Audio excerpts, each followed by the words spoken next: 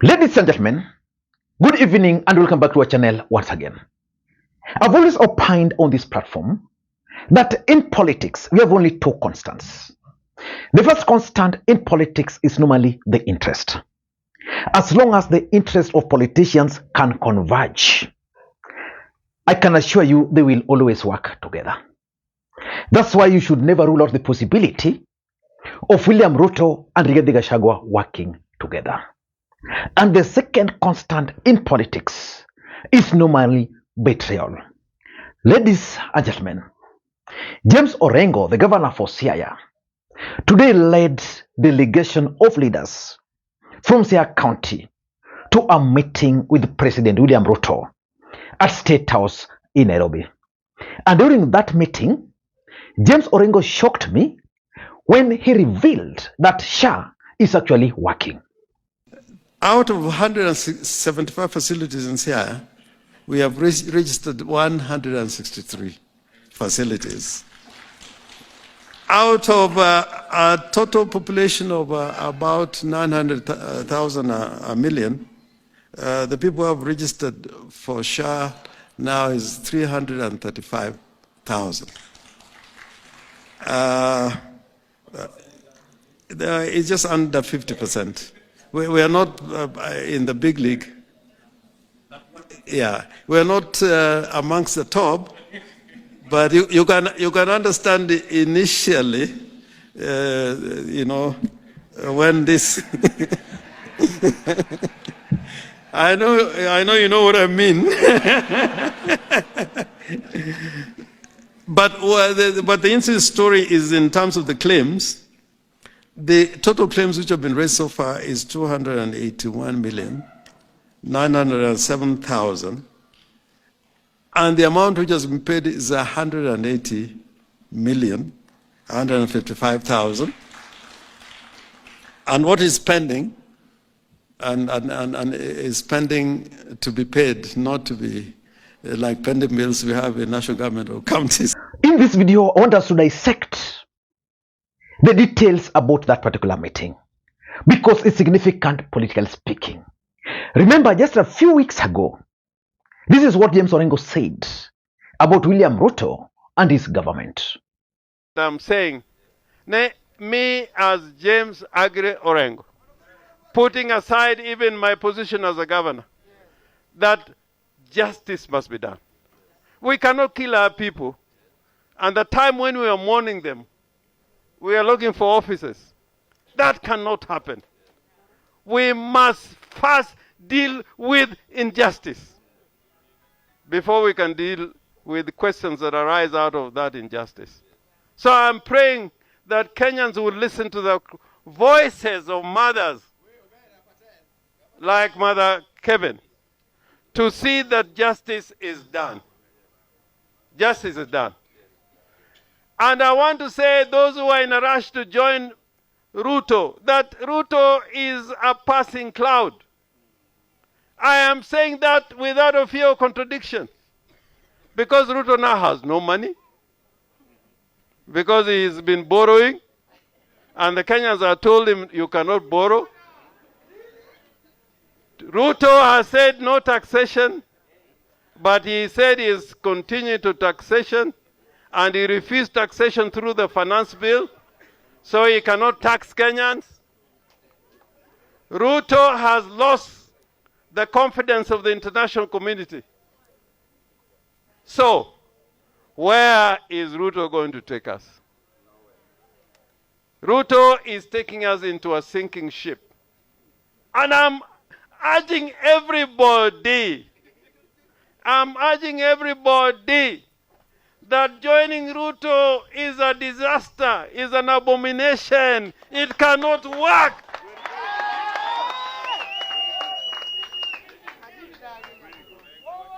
And nobody is going to tell us.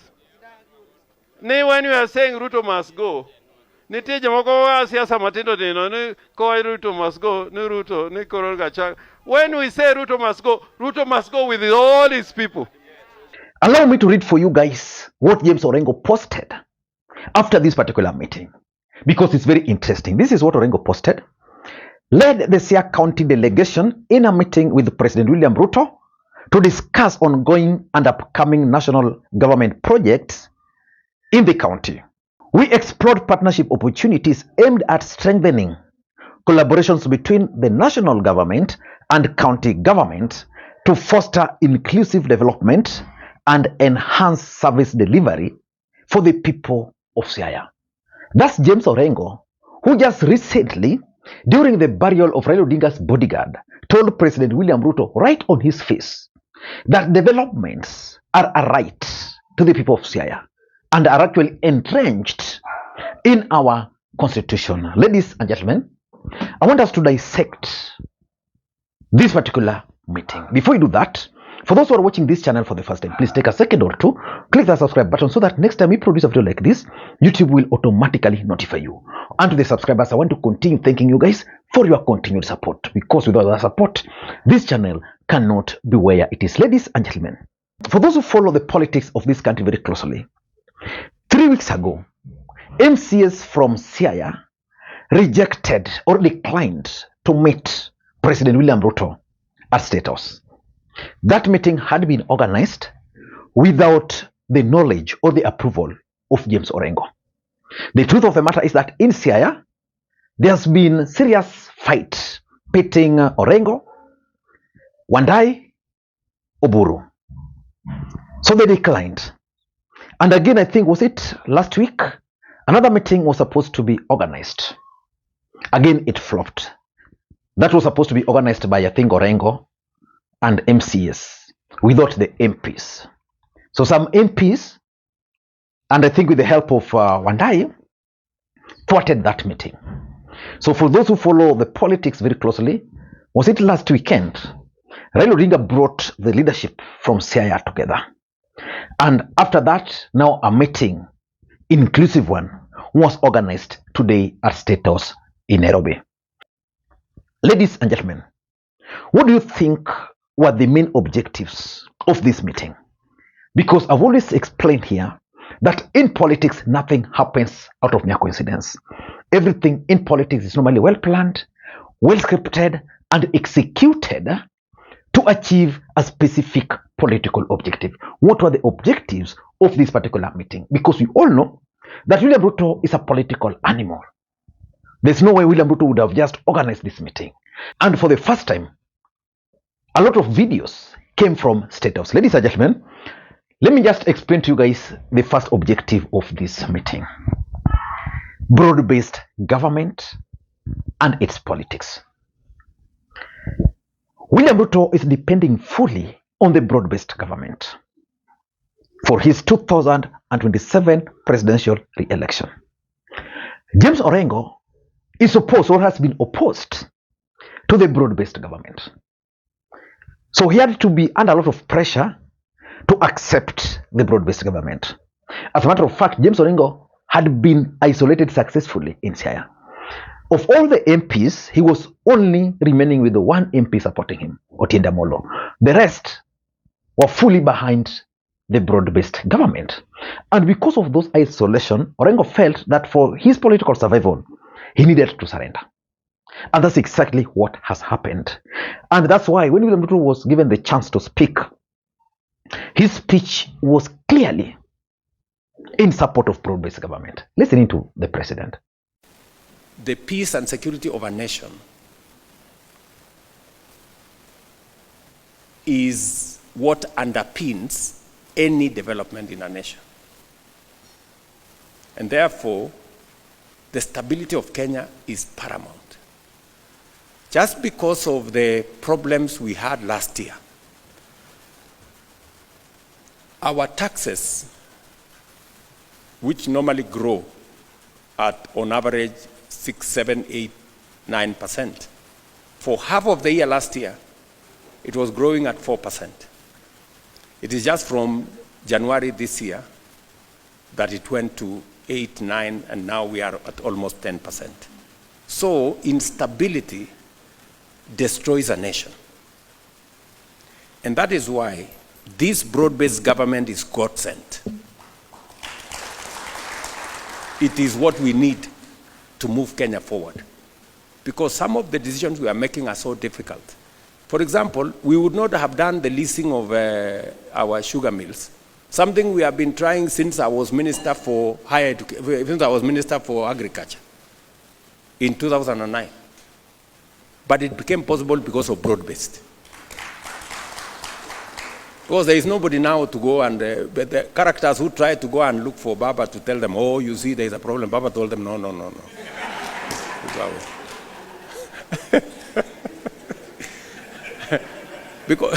because we did it together. This year, we are at 90 billion. I am sure next year, we will be at 120 billion. In 5 years, we will be getting as much money from sugar as we are getting from tea. Number two, I think it's also William Ruto's strategy to consolidate the Luo Nyanza. If there's one thing William Ruto is trying to do, is to win the support of the Luo nation. Because let's face it, the mountain is gone. The biggest headache for the president is where will he get the support or the numbers to cover for the loss from the mountain. Luo Nyanza, Luo nation, and the coastal region. And based on the reception of the broad-based government, most of Raila Odinga supporters had not really embraced the broad-based government. And someone like Orengo, being opposed to that broad-based government, was posing a serious political challenge for the president. Because he was able now to rally those who are opposed to the broad-based government. In fact, if elections were held, I'm not talking about the Siaya Leaders seat. If elections were held in Nyanza, between those supporting the broad-based government and those opposed to it, I'm 100% sure that if Orengo had led that team, Orengo would have carried the day. Things have now changed a bit. And that's something which was worrying the president. Your Excellency, our county of Siaya has come here as in a united front.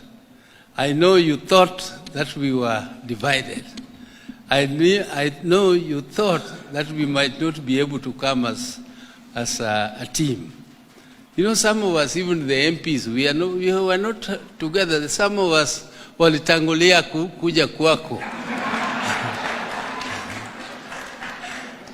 And we have still not made the chemistry, very well, the chemistry to come together. But you can see together we are here. So, Your Excellency, this shows you that our people want development. And we also want to assure you that we don't double speak as people of Siaya and people of my region. When we say one thing, that is what we mean, and we don't mean anything else. If we say we are in broad-based government, we are in broad-based government, we are working, and the principles have been established. So this is not time for us to be talking too much. Let us work. Let us work and work together. Because development fears noise. This thing called capital is a flighty bird, and it can fly from you and land elsewhere very easily, because there are many people who also want the same things you want. So let us just concentrate and do what is necessary. Number three, which is very important, and by the way, before I explain it, allow me to also take this opportunity to introduce you guys to Kile Kitabu. Kile Kitabu is a digital debt tracker designed for small businesses. I know most of us are into business and we normally extend credit facilities to our customers. But how do we normally keep those records? A pen and a paper. That is what Kile Kitabu is coming to solve. So I want to challenge you to go to Play Store right away, search for Kile Kitabu, download it, and then install it on your phone. If you can, also you can access the link through the pinned comment. Ladies and gentlemen, the other objective of this meeting, I think, is motivated by William Ruto's tour of Homa Bay last weekend. Homa Bay is emerging as one of the fastest growing counties in Luo Nyanza. And it is being attributed to two things. Number one, Gladys Wanga. And number two, Ray Omolo. Why? Because the two are working together and are able to get things from the national government. Siaya was opposed to the broad-based government, and therefore there is no way they could work with the president. Let me just read for you what Atandi has posted. Sam Atandi, the Alego Songa member of parliament. Earlier today, I attended the Siaya County Leaders and Business Community meeting with His Excellency President William Ruto at Statehouse. We extend our sincere gratitude to the President for his commitment to key development projects in Siaya County, which include, pay very close attention, the development of Usenge Pier at a cost of 1 billion. Homa Bay has a pier. Usenge Beach, I think it should be one of the best beaches around here. So, a commitment of 1 billion, which is serious. And he's also talking of the construction of 16 economic stimulus program markets at a cost of 2.5 billion. That's a serious project. We are talking of 16 markets in Siaya, which means almost 2 per county. I mean 2 per constituency. That's huge. And the connection of over 16,000 households to electricity at a cost of 1.6 billion. When you talk of electricity, that's a pure Wandai. And I'm 100% sure that all this will find their way in the budget, because who is the chair of the budget committee? Sam Atandi. So perceptionally, assuming William Ruto will implement this, Siaya shall have developed, and at least the president will be able to go outside there and point out what he has done for the people of Siaya. Number 4, William Ruto is planning to visit Siaya. There is no way William Ruto can visit Siaya if the government or if the governor is not with him. There is no way William Ruto can visit Siaya if the leaders are fighting there. There's no way. So I'm looking at it as part of the preparation of that visit so that they speak in one language. And lastly, I'm also looking at it from another angle. That Raila Odinga is actually trying to rally his troops behind the broad-based government. In Homa Bay, sorted. Migori, sorted. Siaya had issues. Kisumu, not complex. What about other places, Kakamega, blah, blah, going forward? So I think Raila is trying to rally his troops behind the broad-based government, because initially, there were people who were opposed to it. Like Sifuna is very clear. He was with Orengo in the same camp. I don't know what Sifuna would be saying after this meeting, but let us hope and pray that at the end of the day, all this will benefit the people and not the people in power. Ladies and gentlemen, what's your take about the Statehouse meeting today? For me, Orengo has surrendered.